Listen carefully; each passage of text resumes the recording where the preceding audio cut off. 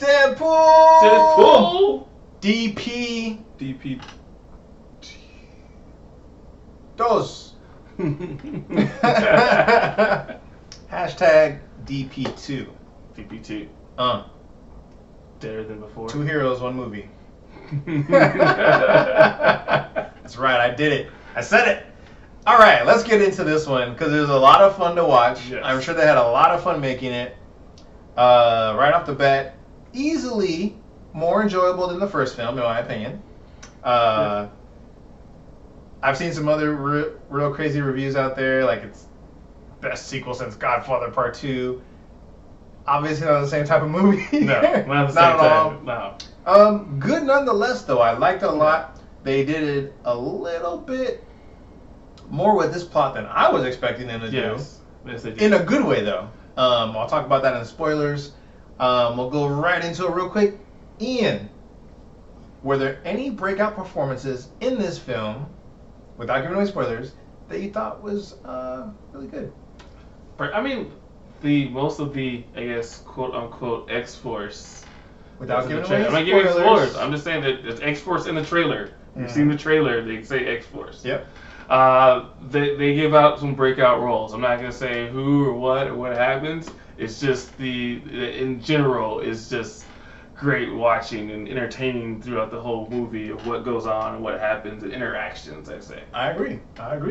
Now, do you think there are any slow moments in Deadpool 2? A little bit, but not much. There's a couple things like they slow down to kind of, but I mean, it's kind of creating a little bit of story. Yeah. They try to add some like emotion in the movie in terms of adding another layer to the actual character of who is Deadpool, and a lot of people still don't understand Deadpool and Deadpool as a character. Yeah. And it kind of helps understand like what is Deadpool and like who is this guy that talks to the screen. I felt like they tried to hype Cable's on-screen presence a little bit more than what they needed to in some moments. Aside from that, though, I think pretty well done. We'll get into the meat and potatoes of it. What would you rate this one? How many stars? Out of 5? Out of 5. Our normal rating, 1 to 5. Where does this one fall? 4.5. Oh, wow. I mean, it was very entertaining in terms of like a superhero movie. It's just different because, it's an R-rated movie. Which is the superior Marvel movie out right now?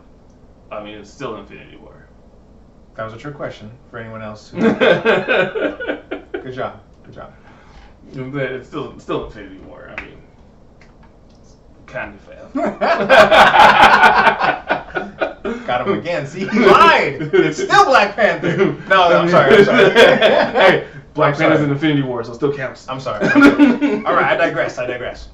Back to the movie at hand, Deadpool 2. Okay, so my overall rating, I will be the even though I said this one's better than the first one, I'm gonna give it a solid 4. Okay. The reason for my solid 4 and not a 4.5, or even a 5, I feel like I said those moments with Cable were a little kind of overhyped, where he's like punching and they're like with his hand, which he makes a hilarious reference to Winter Soldier. He's like, "Get your Winter Soldier hand out of here!" And then there's some other moments in the film where it's kind of like drag on this a little too much. In my opinion, that could have been a little bit more. Still overall really good. I definitely think it's worth seeing in the theater. All right, now since we got that out of the way, because I really want to talk about some spoiler stuff. Yes. It's hard to talk about this movie without spoilers. Because, man, by the way, tons of one-liners. Yes. I'm actually going to go watch it again just to probably pick up on some that I likely missed from everyone else laughing so much. Or people going, what? Yeah. Now, this theme, if you guys realize, before I get to spoilers, the theme of the first film obviously came out very, very close to Valentine's Day. Yes. And it was a love story, whether anyone wants to say that or not. The first film is a love story, okay? Yeah. The second film is about family, okay? Love and family. Whether you believe that or not, it is about love and family. I'm curious as to what a third film may be, Although there has been no talk about a third film yet or anything else like that, I'm just curious where they might go with it. But this one is definitely centered around a lot around family, and mostly family. We already know the love is there as kind of a rollover from the first one, but definitely about family for sure. So it'll be interesting to see where they go with that. And without further ado, spoilers. Okay. In your face. All right. Holy shitballs is all I can say about that. Oh my gosh. Dear good. Number one biggest spoiler. I mean, Thanos asked for your silence in Infinity War, but F the Juggernaut, bitch. For real, you brought back the Juggernaut? Wow. Okay, now right off the bat, you probably weren't expecting it, right? I was expecting something when I saw it, like the biggest. No, I mean going into the film. In the movie, I did not expect the Juggernaut. Yeah, going into the film, I did not expect it. There are hints, especially when Ryan Reynolds, aka DeadPool, looks at us as the audience and says, "We'll go back to the extreme foreshadowing for the future." And I'm like, okay, what is that gonna be? And then that all of a sudden, my comic mind is thinking, I'm like, all right. What huge, ginormous character? See, I thought they were gonna swerve that too. I thought they were gonna go like, oh, you think it's a big character? It's gonna be someone like smaller. Small. And I thought, okay, they're gonna just say it's all as big and so giant, and they open it, it's gonna be like a smaller character, or like a small little girl, and be like, oh, she's so dangerous, or something like that. I thought they were gonna do that. Gotcha. Because that's the type of parody stuff that they normally do. Yeah, I got you. Okay, I see where you're going with your train of thought. So that was a great surprise. In general, something you can kind of see coming if you're a comic book fan. You're like, okay, someone huge, menacing, making loud clanking sounds, banging. It could be the Juggernaut, and it was, which was awesome. Yeah. Not that he did a whole lot, but it was fun to see him come back. Yeah. So it was pretty cool. There's a ton of X-Men cameos in this, and by cameo I literally mean like very small cameo. Like if you blink, you're gonna miss like 5 or 6 cameos. Is it just me, or did I miss? There's no Stan Lee? No, but I don't think Stan Lee was in the first one. Was he? He's in the strip club. He's the DJ in the strip club. Yeah, I don't think there was a Stan Lee unless we just totally missed it. But I could have missed it. It's possible. But I didn't see like in the prison or anything. I don't remember seeing him anywhere, so we'll have to double check. I do plan on going to watch this again when we do an Easter egg video with all the a majority of the references. I don't think I can get all references, but there's a ton in here. Basically everyone from X-Men Future Past, right? Yeah. They're in a room because Deadpool's like, hey, what's up with this huge mansion? You think the studio couldn't get all X-Men? Could have at least loaned us one higher-end X-Men, right? And they literally pan to his right, and Beast turns and slowly closes the door as Deadpool's looking the other way. Yeah, and Colossus, the CGI Colossus, is like... Yeah. like right there. Yeah, it's like Beast. Was it Professor X? Jean. Cyclops. Storm. And what's her name? Dang it. Speed dude. Quicksilver. Yeah. He's all there. Basically, everyone from that film is literally in that one room. Oh my gosh! And the cameo from Brad Pitt of all people. Brad Pitt. Hey, he wanted to be in there, yeah. Brad Pitt. There's time travel at the end of the film. I will not spoil that for you. It is hilarious. Yes. What else was there, man? Oh my gosh. There was just tons of like. There is so much. There was so many one-liners of like just going after DC, going after everybody. Man, He went so hard at DC and Disney. He went after him like Disney. He was making fun of Frozen. Oh yeah, he clearly made a good point, which I did not realize until he did. He said no one realizes it, and he was like, "You're like, oh crap." The film Yentl, which I have never seen, Barbra Streisand. There's a song like Papa or something like that, but it literally has the same tone as Build a Snowman. Do you want to build a snowman? Yeah. Which he does throughout the film towards the end. Pretty hilarious.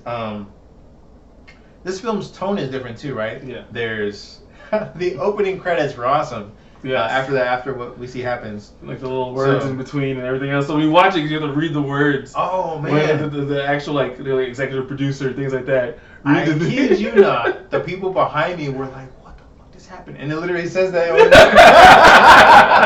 was like, "That's awesome." They're like, "Did they?" And this girl goes, "Did they just kill off his girl?" And like it was like, "Did they just kill her?" It's brought to you by the guy that. Oh, the director. Oh, so Zygetz, he is the actor who played It.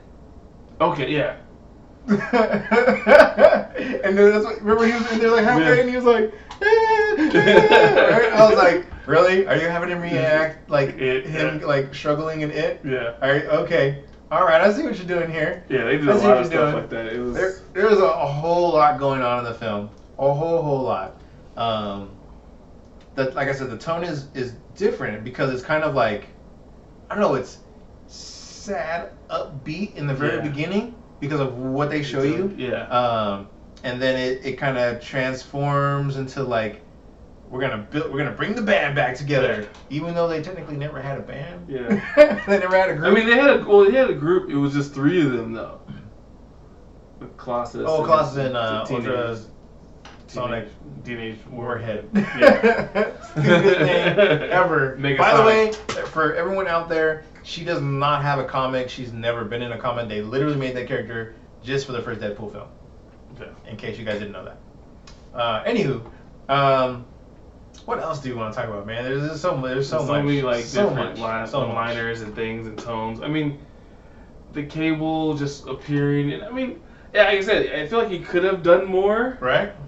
In terms of being like, but I guess they don't want to overwhelm it. It's still Deadpool's movie, so it's very much a Deadpool film. Yeah, they make no bones about that. Deadpool makes no bones about that. He starts referring to himself as God once he puts together X-Force, and he says that too. Christ. Pastor the Christ. Deadpool 2. Domestic. And once he forms the X-Force team. As they're doing things in the mission, I mean, literally, as they're just running, he's like, X-Force. And they're doing stuff, and he's like, X-Force. So it's very comical. Like I said before, the only reason why I'm not putting it any higher is because I felt they could have done just a smidge better on maybe some of the fight scenes with him and Cable. But again, I can see where they probably would have a hard time. And Cable is a hard character to bring to real life. He is not a easily drawn character. Other people have discussed this prior to them even filming the movie, where they said that probably would be their only difficulty is bringing him to life. Josh Brolin does a decent job. Yeah. Could they have gone the CGI route like they did with Thanos in Infinity War? Yeah. The simple answer to that is yes. However, they do not have that kind of budget. Yeah, because there's some scenes with Domino, you can tell the budget wasn't high on her luck. Yes. Yes. Which is hilarious because he's like, you use your imaginary superpowers. He's like, he doesn't believe Lux superpower. No, it's not. He's like, no, it's not. He doesn't believe her. Like, yes, it is. Yeah, he does not believe her at all whatsoever. And you see it throughout the movie. Fight scene is awesome. Yeah. Awesome. There's so much tied into it that makes it a Deadpool film. If you didn't enjoy the serious tone of Infinity War, this is a nice, refreshing Deadpool film. It pretty much goes back to its Deadpool by number, so to speak, with a little extra though. It's a little bit more than the first one, which pays off, I think, in a lot of good ways. I don't think they overdid it at all. If anything, I think that this film could have easily been just a smidge longer, and I think, I might be speaking for myself, but I think people would have sat through it still. Yeah. As long as it was, done well. Done well with the action. I mean, they could have kept going for a little bit longer. I mean, this film is like 2 hours plus. It did not seem like it to me. No, it not at all. That's why we said earlier, like, it drug in a few spots. Now, keep in mind that we're talking about, when I say that, I'm talking like a minute or two. Yeah. That's it. Nothing crazy or ridiculous. So, any other thoughts you want to share on this one? For this point, I mean, we pretty much covered most of it. All you do is start covering one-liners and like the little gags and jokes and Easter eggs, which are just tons of these Easter eggs and stuff. We're gonna write them all down and go over all of them with you on our next big Deadpool Easter egg review video. Yes. So, as usual, like, comment, and subscribe. And later on tonight, we will also do a brief Infinity War discussion. I know that's a little bit late. We were giving everyone out there a chance to watch it as many times as you possibly can. We didn't want to spoil anything for anybody, so that was why. Sorry, everyone. So, yeah. And make sure you share it to everybody. Everybody share it out. Like, comment, and subscribe. Buttons down here. Push them. And we'll see you in the next one. Peace.